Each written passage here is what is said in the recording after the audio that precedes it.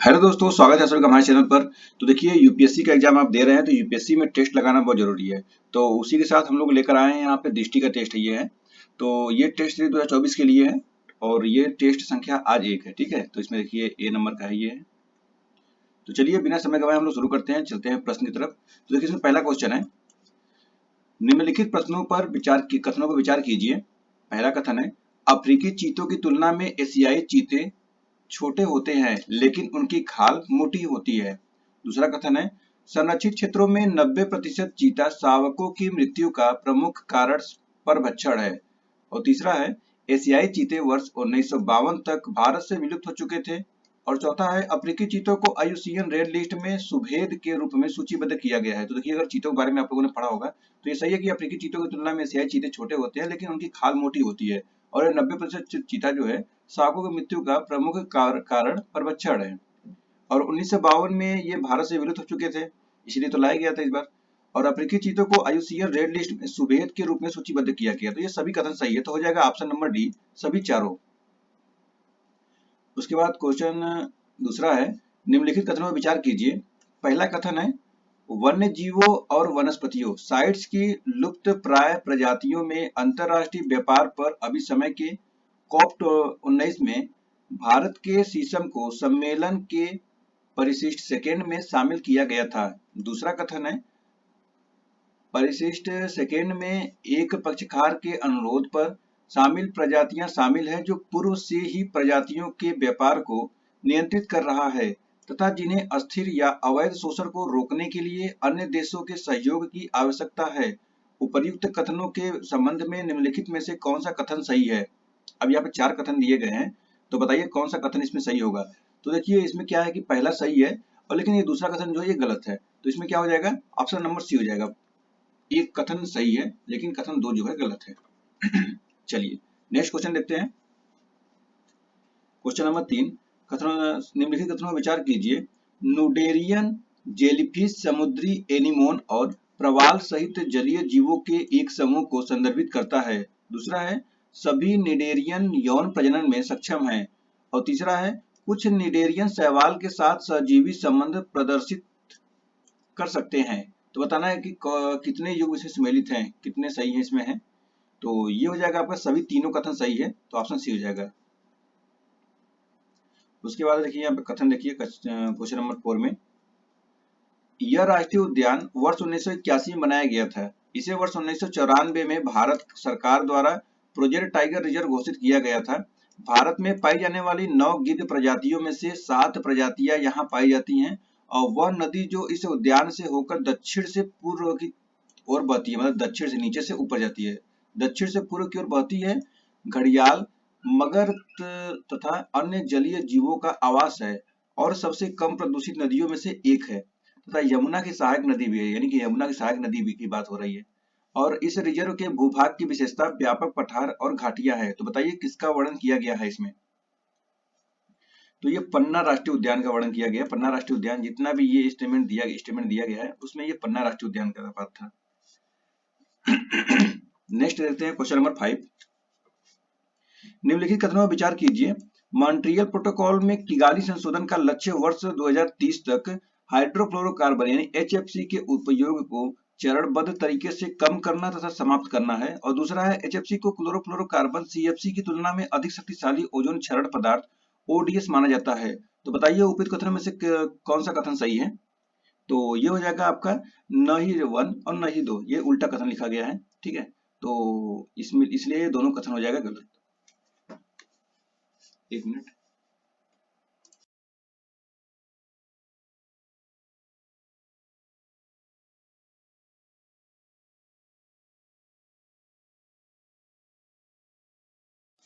चलिए question number 6 देखिए। Data platform marine sand watch के संदर्भ में निम्नलिखित कथनों पर विचार कीजिए। यह समुद्री पर्यावरण में बालू और अन्य अवसाद निष्कर्षण पर हमला वैश्विक डेटा प्लेटफॉर्म है। दूसरा है, इसे ग्रीड जिनेवा द्वारा विकसित किया गया है जो संयुक्त राष्ट्र पर्यावरण कार्यक्रम UNEP का एक केंद्र है।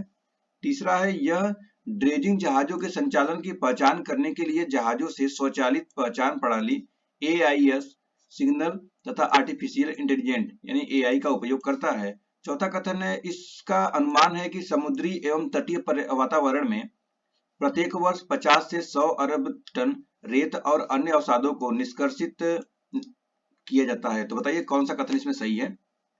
तो ये हो जाएगा, इसमें 3 कथन सही कहा गया है, पहला, दूसरा और तीसरा, लेकिन चौथा कथन गलत है। तो जहां जहां 4 वहां हटा दीजिए, तो ऑप्शन हो जाएगा सी। ठीक है, चौथा हटा दीजिए। क्वेश्चन नंबर 7 है, निम्नलिखित कथनों पर विचार कीजिए। पुष्पोद्भिद, पुष्पोद्भिद और या फेनरोगेम बोलते हैं इसको, बीज में बीज रहित पौधे तथा पौधे जैसी संरचना होती है, जबकि क्रिप्टोगैम में बीज वाले पौधे होते हैं। फेनरोगेम में एक विकसित संवहनीय प्रणाली का अभाव होता है, जबकि क्रिप्टोगैम में एक सुविकसित संवहनी प्रणाली होती है। और तीसरा कथन है, भारत के पहले क्रिप्टोगैमिंग गार्डन का उद्घाटन उत्तराखंड के देहरादून में किया गया था। कितने युग्म सही है बताइए, कितने कथन सही होंगे इसमें। तो देखिए इसमें केवल एक कथन सही है, तो ऑप्शन हो जाएगा ए। ठीक है, क्वेश्चन नंबर 75 है, सॉरी 75 नहीं 8 है, 75 ये स्टेटमेंट है। 75 एंडेमिक बर्ड्स ऑफ इंडिया शीर्षक से एक प्रकाशन जारी किया गया था, तो वो कौन सा है। तो ये है आपका ZSI यानी कि भारतीय प्राणी सर्वेक्षण। क्वेश्चन नंबर 9 है, निम्न पर विचार कीजिए। निकल, पायरीन, नाइट्रोजन डाइऑक्साइड और कार्बन डाइऑक्साइड उपरोक्त में से कितने प्रदूषक राष्ट्रीय परिवेशी वायु गुणवत्ता मानकों NAAQS के अंतर्गत आते हैं। तो ये हो जाएगा केवल 3। ठीक है, ऑप्शन सी हो जाएगा केवल 3। निम्नलिखित युग्मों पर विचार कीजिए। रामसर स्थल है और अवस्थिति है, तो बताना है इसमें कितने सही हैं। चंद्रताल आर्द्र भूमि उत्तराखंड, सुर सरोवर आंध्र प्रदेश, सांख्य सागर उत्तर प्रदेश और अंशुपा झील मध्य प्रदेश। तो इसमें कौन सा सही होगा। तो देखिए इसमें कोई भी सही नहीं है,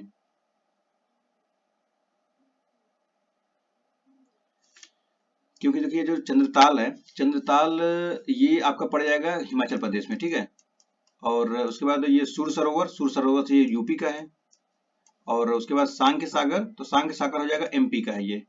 ठीक है, सुर सरोवर यूपी का और सांख्य सरोवर MP का, और अंशुपा झील जो है ये उड़ीसा का है। ठीक है, तो इसलिए ये तीनों के सभी कथन गलत हैं। नेक्स्ट क्वेश्चन है, क्वेश्चन नंबर 11 है। उत्तरी यूरोप, एशिया और उत्तरी अमेरिका के आसपास केंद्रित इसका तापमान अपेक्षाकृत मध्यम ठंडा रहता है।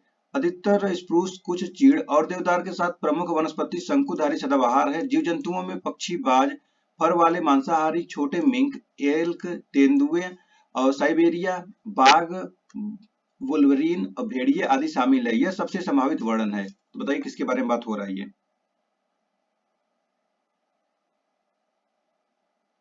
तो देखिए ये बात कर रहा है टैगा बायोम के बारे में।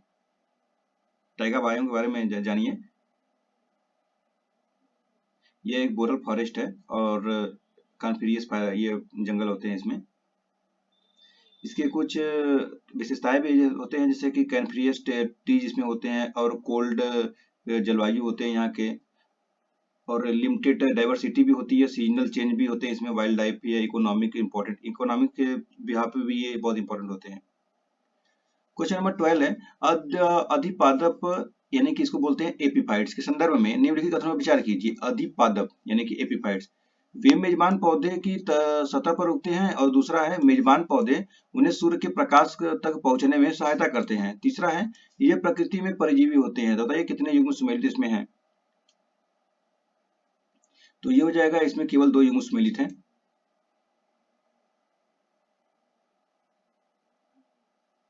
क्वेश्चन नंबर 13 देखिए, निम्नलिखित कथनों पर विचार कीजिए। निम्नलिखित प्रकार के जीवों पर विचार कीजिए। हरा शैवाल, साइनोबैक्टीरिया और डायटेम और डायनो फ्लैजिलेट्स। तो उपयुक्त में से कौन महासागरों की खाद्य श्रृंखला में प्राथमिक उत्पादक है। तो ये हो जाएगा उपयुक्त सभी, ऑप्शन डी हो जाएगा उपयुक्त सभी।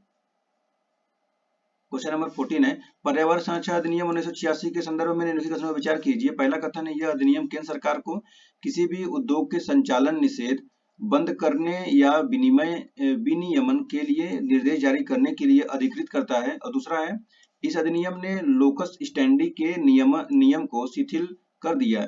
उपयुक्त कथन के संबंध में निम्नलिखित में से कौन सा कथन सही है। तो ये हो जाएगा, दोनों सही है लेकिन सही व्याख्या नहीं करता, ऑप्शन बी हो जाएगा। क्वेश्चन नंबर 15 है, महासागरीय अम्लीकरण के संबंध में निम्नलिखित कथनों पर विचार कीजिए। पहला है, यह महासागरों द्वारा कार्बन यौगिकों के अवशोषण के कारण महासागर के पीएच में कमी है। और दूसरा है, यह कार्बोनेट आयनों की उपलब्धता को कम करता है और इसलिए कम कैल्सीभवन होता है। तीसरा है, यह सागरीय जल को समुद्री जीवों के लिए कम संक्षारक होता है। और चौथा है, यह केवल गहरे महासागरीय क्षेत्रों में होता है। तो बताइए कि 15 नंबर क्वेश्चन का 15 नंबर क्या होगा। तो इसमें हो जाएगा आपका केवल 2 कथन सही है, ऑप्शन बी हो जाएगा। ऑप्शन हो जाएगा कथन केवल 2। तो देखिए इसमें पहला जो है ये करेक्ट हो जाएगा, और इसमें तीसरा जो है, तीसरे की बात कर रहा है तो तीसरा इसमें हो जाएगा करेक्ट, ठीक है, और बाकी ये दोनों हो जाएंगे गलत।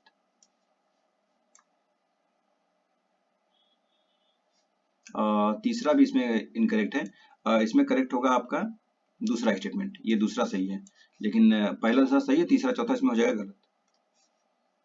क्वेश्चन नंबर 16 देखिए, भारतीय संविधान के अनुसार कौन सा अनुच्छेद विशेष रूप से नए केंद्र शासित प्रदेशों के निर्माण और मौजूदा केंद्र शासित प्रदेशों के क्षेत्रों, सीमाओं या नामों में परिवर्तन संबंधित है? बताइए, पॉलिटी बहुत पढ़े होंगे। अनुच्छेद 3 है।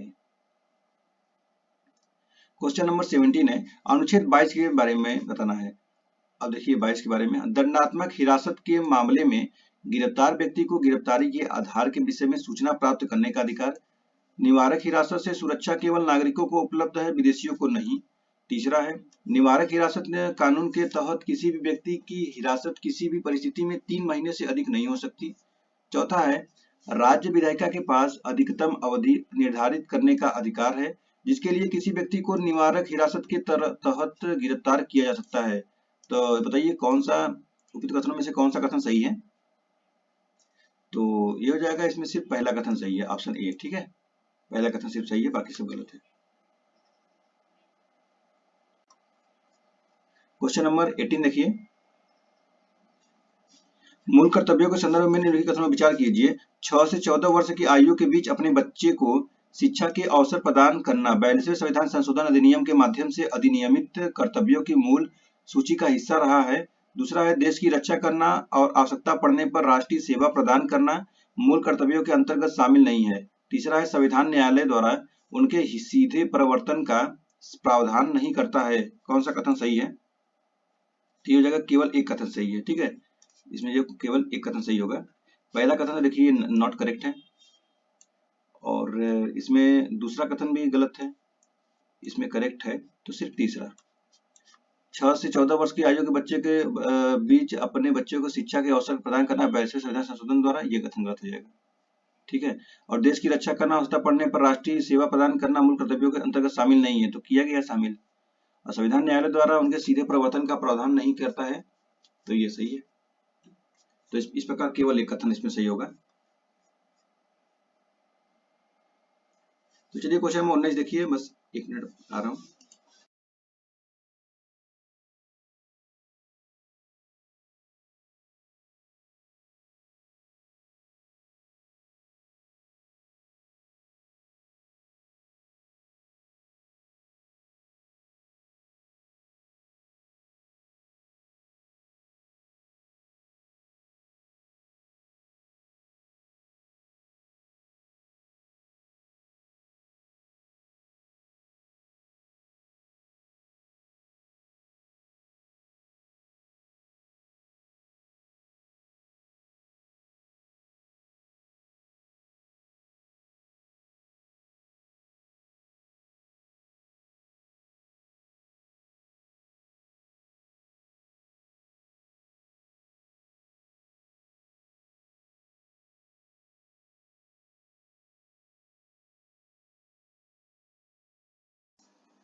चलिए तो देखिए क्वेश्चन नंबर 19, केंद्रीय मंत्रिपरिषद संबंध में निम्नलिखित कथनों पर विचार कीजिए। पहला कथन है, मंत्रिपरिषद में मंत्रियों की कुल संख्या लोकसभा की कुल सदस्य संख्या के 10 से 15% के बीच होनी चाहिए। 10 से 15%, सिर्फ 15% है। जबकि प्रधानमंत्री राष्ट्रपति के प्रसाद पर्यंत पद धारण करता है, वही अन्य मंत्री प्रधानमंत्री के प्रसाद पर्यंत धारण करता है, ये भी कथन गलत है।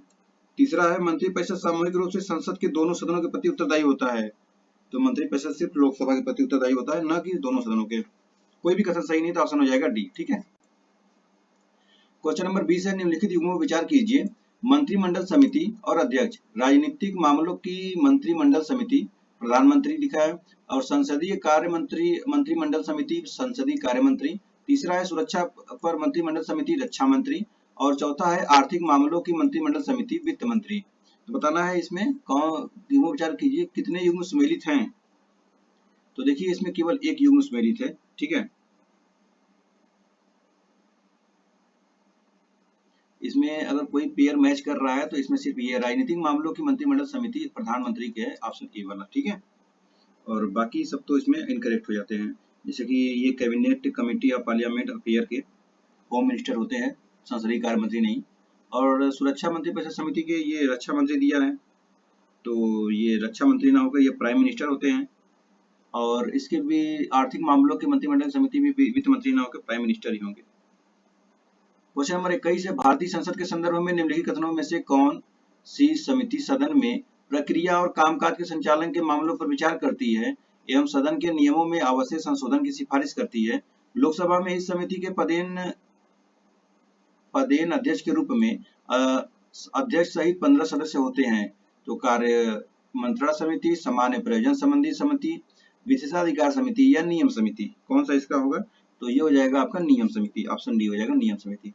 नेक्स्ट है क्वेश्चन नंबर 22, निम्नलिखित कथनों में विचार कीजिए, भारत के संविधान ने सर्वोच्च न्यायालय के न्यायाधीश के रूप में नियुक्त के लिए न्यूनतम आयु निर्धारित की है। संविधान ने सर्वोच्च न्यायालय के न्यायाधीश का कार्यकाल निश्चित किया है। बताइए कौन सा कथन सही नहीं है इसमें? अब सही नहीं पूछा है तो ये हो जाएगा दोनों कथन, ऑप्शन सी हो जाएगा दोनों कथन, ठीक है। इसमें दोनों कथन गलत बताया गया है, तो इसलिए दोनों कथन हो जाएंगे सही, ठीक है। क्वेश्चन नंबर 23 देखिए, 23 में कहा गया है कि किसी राज्य में मुख्यमंत्री की नियुक्ति के संबंध में निम्नलिखित कथनों में विचार कीजिए। पहला कथन है, एक व्यक्ति जो राज्य विधानमंडल का सदस्य नहीं है उसे अधिकतम 6 माह की अवधि के लिए मुख्यमंत्री के रूप में नियुक्त किया जा सकता है। दूसरा है, इस अवधि में उसे राज्य विधानसभा के लिए निर्वाचित होना पड़ेगा, अन्यथा वह मुख्यमंत्री नहीं रहेगा। तो बताइए उपरोक्त में से कौन सा कथन सही होगा? तो देखिए इसमें पहला कथन सही कह रहा है लेकिन दूसरा कथन गलत है, तो ऑप्शन सी हो जाएगा, पहला सही है लेकिन दूसरा कथन गलत है। क्वेश्चन नंबर 24, राज्य निर्वाचन आयुक्त को हटाया जा सकता है, किसके? तो ये राज्य उच्च न्यायालय के न्यायाधीश के निष्कासन की प्रक्रिया के समान, ठीक है। जैसे राज्य यानी हाई कोर्ट का जो न्यायाधीश होंगे जैसे हटाया जाता है, वैसे निर्वाचन आयुक्त, राज्य के निर्वाचन आयुक्त को बैठाया जाएगा। नेक्स्ट है क्वेश्चन नंबर 25, पीईएसए यानी पेशा अनुसूचित क्षेत्र तक विस्तारित अधिनियम के संबंध में निम्नलिखित कथनों पर विचार कीजिए। यह 5वीं और 6ठी अनुसूची में वर्णित क्षेत्रों पर लागू होता है। दूसरा है, यह ग्राम सभा को पंचायत द्वारा कार्यान्वयन से पूर्व आरंभ की गई विकास योजनाओं को स्वीकृति देने का अधिकार प्रदान करता है। तीसरा है, गौड़ खनिजों की नीलामी द्वारा गौड़ खनिज होगा दोहन के लिए रियायत प्राप्त करने हेतु ग्राम सभा की पूर्व अनुशंसा अनिवार्य होगी। कितने युग्म सही सम्मिलित है इसमें, कितने सही हैं बताइए? तो ये हो जाएगा, इसमें केवल 2 सही हैं। जैसे कि इसमें हो जाएगा आपका पहला जो है इनकरेक्ट है, ये 5वीं और 6ठी अनुसूची में वर्णित क्षेत्रों पर लागू है, ये कथन गलत है, और बाकी दोनों सही हैं। क्वेश्चन नंबर 26 है, 6ठी अनुसूची में वर्णित क्षेत्रों के संबंध में निम्नलिखित कथनों में विचार कीजिए। राष्ट्रपति स्वशासित जिले या क्षेत्रों के प्रशासन से संबंधित किसी भी विषय की जांच और रिपोर्ट प्रदान करने के लिए एक आयोग की नियुक्ति कर सकता है। और दूसरा है, राज्यपाल को स्वशासित जिलों को स्थापित और पुनर्स्थापित करने का अधिकार है। कौन सा कथन सही होगा? कथन 1, कथन 2 या दोनों गलत है? बताइए कौन सा कथन सही होगा इसमें? तो ये हो जाएगा, इसमें केवल 2 कथन सही है, मतलब दूसरा वाला कथन सही है, पहला कथन गलत है, तो दूसरा हो जाएगा सही, ऑप्शन हो जाएगा बी। क्वेश्चन नंबर 27 देखिए, भारतीय संविधान की एकात्मक विशेषताओं के संदर्भ में निम्नलिखित कथनों पर विचार कीजिए। एकल संविधान, एकीकृत न्यायपालिका, राज्यपाल की नियुक्ति और अखिल भारतीय सेवाएं। उपयुक्त में से कितने कथन सही है? किसके बारे में बोल रहा है? तो भारतीय संविधान की एकात्मक विशेषताओं के संबंध में, क्या इसीलिए है? तो ये हो जाएगा उपरोक्त सभी, यानी सभी के ये विशेषताएं हैं। क्वेश्चन नंबर 28 देखिए, निम्नलिखित कथनों पर विचार कीजिए। संसद कानून द्वारा किसी भी अंतरराष्ट्रीय नदी या नदी घाटी के जल के उपयोग, वितरण या नियंत्रण से के संबंध में किसी भी विवाद या शिकायत का न्याय निर्णय कर सकती है। दूसरा है, अंतरराज्यीय परिषद एक वैधानिक निकाय है जिसकी उत्पत्ति सरकारी आयोग की सिफारिशों से हुई है। और तीसरा है, भारत के राज्य क्षेत्र में सर्वत्र संघ के और प्रत्येक राज्य के सार्वजनिक कार्यों, अभिलेखों और न्यायिक कार्यवाहियों को पूरा विश्वास और पूरी मान्यता दी जाएगी। कौन सा, कितने युग्म सही सम्मिलित हैं? इसमें भी हो जाएगा केवल 2, यानी कि ऑप्शन बी बी हो जाएगा, केवल 2 सही है। ठीक है, पहला और तीसरा हो जाएगा गलत। सही पूछा है ना, तो ठीक है, सही है। क्वेश्चन नंबर 29 देखिए, संपत्ति के अधिकार की संवैधानिक स्थिति के संबंध में निम्नलिखित कथनों पर विचार कीजिए। यह संविधान के भाग 11 के तहत एक विधिक अधिकार है और इसे संसदीय विधि के माध्यम से विनियमित या संशोधित किया जा सकता है।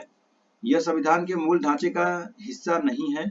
यह केवल कार्यकारी क्रिया के तहत निजी संपत्ति की रक्षा करता है। उपयुक्त में से कितने कथन सही हैं? कितने कथन सही होंगे? तो ये हो जाएगा केवल 3 कथन सही है। केवल 3 में कौन कौन सही है? तो देखिए, इसमें दूसरा कथन जो है ये सही दिया गया है, और तीसरा कथन भी इसमें सही है। लेकिन इसमें जो पहला कथन है ये हो जाएगा इनकरेक्ट। आपको संविधान के कौन से आर्टिकल में है ये? तो ये है 12वें आर्टिकल में, न कि 11वें। तो हो जाएगा केवल 3, केवल कार्यकारी कार्य के लिए निजी संपत्ति की रक्षा करता है, तो ये भी सही है। क्वेश्चन नंबर 30 देखिए, भारत निर्वाचन आयोग के संबंध में निम्नलिखित में से कौन सा कथन सही नहीं है?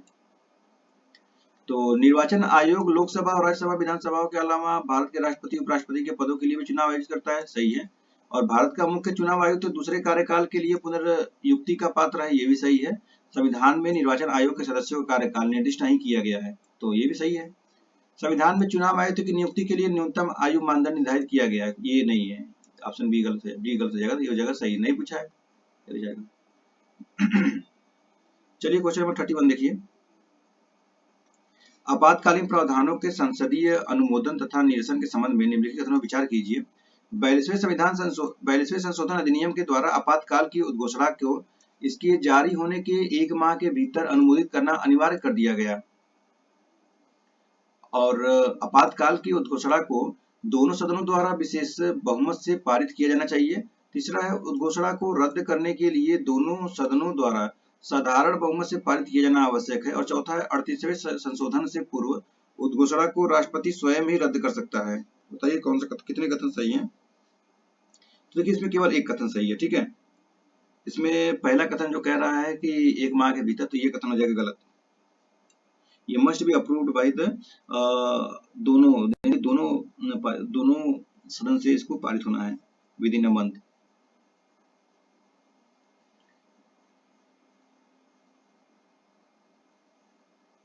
इसमें जो दूसरा कथन है ये कथन सही है। आपातकाल के दूसरा दोनों सदन द्वारा विशेष बहुमत से पारित किया जाना चाहिए, इसमें गलत पूछा है क्या?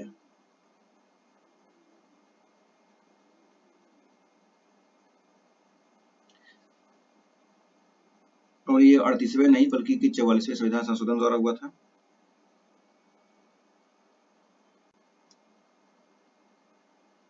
और ये तीसरा गलत है, ये साधारण बहुमत से पारित किया जाना चाहिए, जो कि इसमें तीसरा कथन हो जाएगा भी गलत। तो सिर्फ दूसरा सही है, बाकी सब गलत है, इसलिए हो जाएगा केवल एक। क्वेश्चन नंबर 32 देख लीजिए, भारत में राजद्रोह कानून के संदर्भ में निम्नलिखित कथनों पर विचार कीजिए। राजद्रोह के बारे में है, आईपीसी की धारा 134 ए के अंतर्गत राजद्रोह के दंड का प्रावधान किया गया है। और दूसरा है, यह विधि सरकार के विरुद्ध निष्ठाहीनता, शत्रुता की भावना और असहमति को समाहित करती है। तीसरा, यह एक प्रशमनीय एवं गैर जमानती अपराध है। और चौथा है, इस विधि के अंतर्गत आरोपित व्यक्ति को सरकारी नौकरी से वर्जित कर दिया जाता है। बताइए कौन सा कथन सही होगा इसमें? तो इसमें भी केवल एक कथन सही है, पहला, मतलब कि पहला नहीं, ऑप्शन एक, केवल एक सही है। इसमें देखिए पहला कथन हो जाएगा गलत। ये 134 में ना होकर 124 में है, ऐसा कहा गया है। और इसमें दूसरा भी हो जाएगा गलत, और इसमें तीसरा भी हो जाएगा गलत, एक प्रशंसनीय गैर जमानती अपराध है, ऐसा भी नहीं है। चौथा सही है। क्वेश्चन नंबर 33 देखिए, हिंदू उत्तराधिकार अधिनियम 1956 के बारे में निम्नलिखित कथनों पर विचार कीजिए। वर्ष 2005 से उत्पन्न होने वाली संपत्ति विभाजन के लिए महिलाओं को सामुदायिक के रूप में मान्यता दी गई है। और दूसरा है, इस विधि के अंतर्गत बौद्ध, सिख, जैन, पारसी एवं आर्य समाज, ब्रह्म समाज के अनुयायियों को भी हिंदू माना जाता है। बताइए उपयुक्त कथन में से कौन सा कथन सही होगा? तो ये हो जाएगा केवल एक कथन सही है, ऑप्शन ए। ठीक है। क्वेश्चन नंबर 34 है, निम्नलिखित कथनों पर विचार कीजिए। विक्टोरिया झील युगांडा, तंजानिया और केन्या के मध्य सीमा बनाती है। और दूसरा है तांगानिका झील जैसे तंजानिया और जाम्बिया के मध्य सीमा बनाती है। और तीसरा है चाड झील चाड, नाइजर, नाइजीरिया और कैमरून के मध्य सीमा बनाती है। कितने युग्म सुमेलित हैं?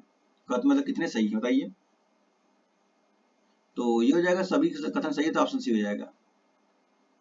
केवल 4 दे दिया यहाँ पे, तो कोई नहीं लिखना चाहिए था। क्वेश्चन नंबर 35, निम्नलिखित कथनों पर विचार कीजिए। बंदरगाह है और ये प्रसिद्ध बात दिया गया है। कोची बंदरगाह भारत का पहला ट्रांसशिपमेंट टर्मिनल बोल रहा है। कोलकाता बंदरगाह भारत का एकमात्र प्रमुख नदी तटीय बंदरगाह और बदवान बंदरगाह ये भारत का 12वां प्रमुख बंदरगाह है। कितने सही है? तो इसमें केवल 2 है, तो ऑप्शन बी हो जाएगा केवल 2। इसमें दूसरा मैच करता है और इसमें तीसरा जो है ये कथन गलत है।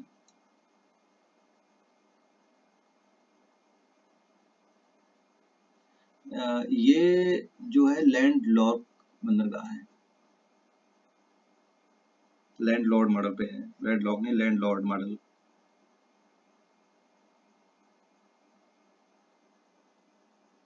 अब बाकी दूसरा, पहला और तीसरा सही है, पहला और दूसरा सही तो है ही। चलिए क्वेश्चन नंबर 36 देख लीजिए। निम्नलिखित कथनों पर विचार कीजिए। पहाड़िया है और अवस्थिति है। शेषचलम पहाड़िया आंध्र प्रदेश, जवादी पहाड़िया मध्य प्रदेश, सतमाला पहाड़िया उड़ीसा और अनायमुड़ी केरल। कितने युग्म सम्मिलित होंगे इसमें? तो इसमें केवल 2 युग्म सम्मिलित हैं। देखिए सतमाला हिल्स जो है, सतमाला पहाड़ी कहाँ पर है? महाराष्ट्र में है, उड़ीसा में नहीं है। अनाईमुड़ी, अनाईमुड़ी ये केरल में, ये सही है। और जवादी पहाड़ियाँ, तो जवादी पहाड़ियाँ ये तमिलनाडु में है, मध्य प्रदेश में नहीं है। शेषचलम पहाड़ियाँ कहाँ है? ये आंध्र प्रदेश, आंध्र प्रदेश। तो पहला सही हो गया और चौथा सही हो गया, एक और 2 मतलब ये ऑप्शन हो गया डी। क्वेश्चन नंबर 37 है, दक्षिणी गोलार्ध में सामान्यतः वर्ष का सबसे बड़ा दिन होता है। दक्षिणी गोलार्ध में बताना है, तो यह है दिसंबर माह के दूसरे भाग में। क्वेश्चन नंबर 38, भारत के संदर्भ में निम्नलिखित कथनों पर विचार कीजिए। लौह अयस्क के गलाने के लिए मैग्नीज एक महत्वपूर्ण कच्चा माल है। मैग्नीज मुख्यतः धारवाड़ क्रम की चट्टानों से संबंधित है। और तीसरा है राजस्थान मैग्नीज का प्रमुख उत्पादक राज्य है। चौथा है इसका उपयोग ब्लीचिंग पाउडर, कीटनाशक, रंग रोगन और बैटरी के निर्माण में भी किया जाता है। तो इसमें देखिए तीसरा कथन गलत है और बाकी सब सही है, तो 1 2 4 हो जाएगा, ऑप्शन बी हो जाएगा।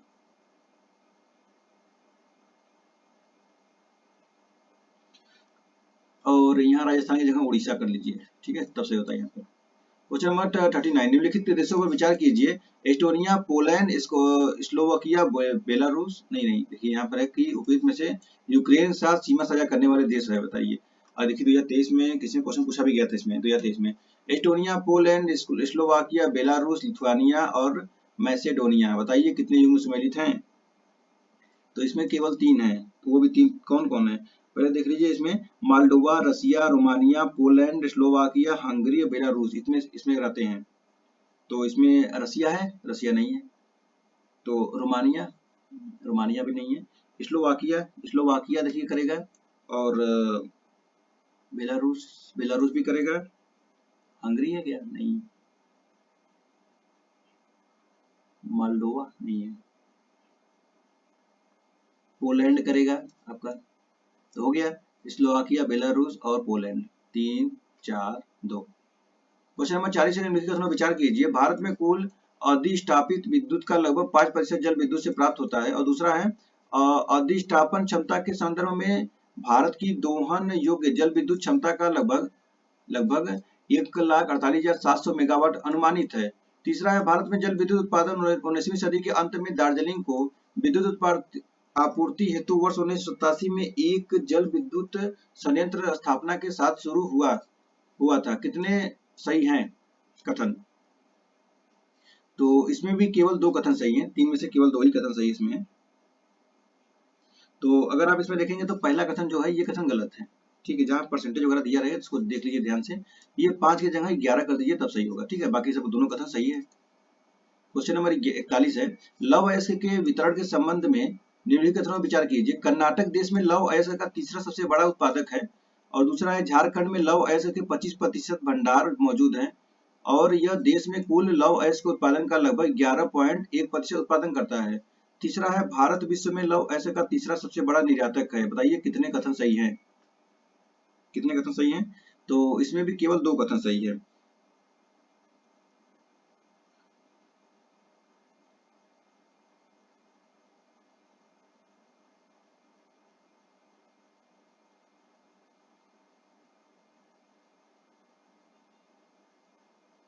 चलिए नेक्स्ट देखिए।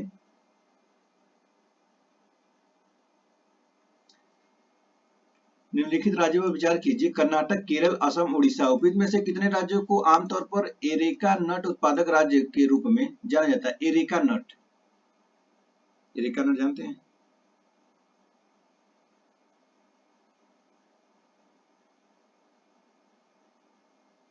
जो ऊपर वाला कथन है, ऊपर वाले में बी सही था। और आपका इसमें एरेका नट के बारे में पूछना, तो ये केवल 3 राज्य हैं। केवल 3 राज्य कौन कौन से हैं?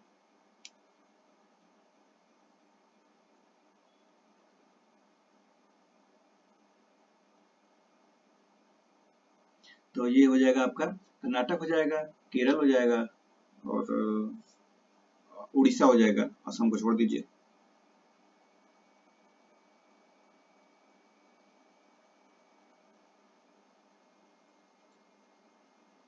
क्वेश्चन नंबर 43 है। निम्नलिखित युगों में विचार कीजिए। जलाशय है और राज्य है। राणा प्रताप सागर बिहार, पंचेत मध्य प्रदेश, तिलैया आंध्र प्रदेश और रामगुंडम तेलंगाना।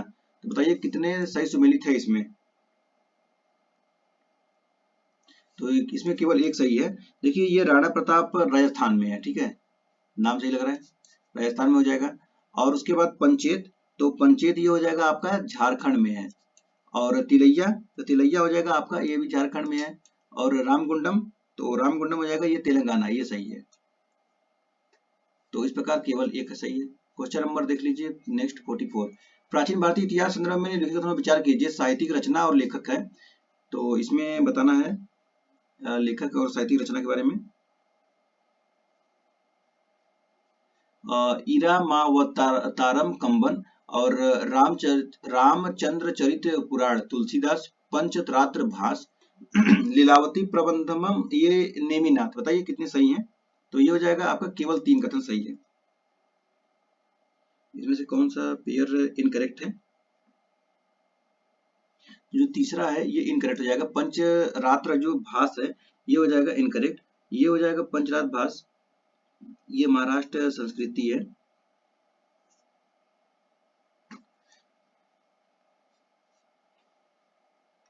क्वेश्चन नंबर 45 है। निम्नलिखित युगों में विचार कीजिए। महिला स्वतंत्रता सेनानी और जिसके जिसके लिए जाना जाता है उसके लिए बताना है। तो मांतगिनी हजारा तमलुक पुलिस स्टेशन में तोड़फोड़ करने के लिए 6000 से अधिक स्वतंत्रता सेनानियों का नेतृत्व किया।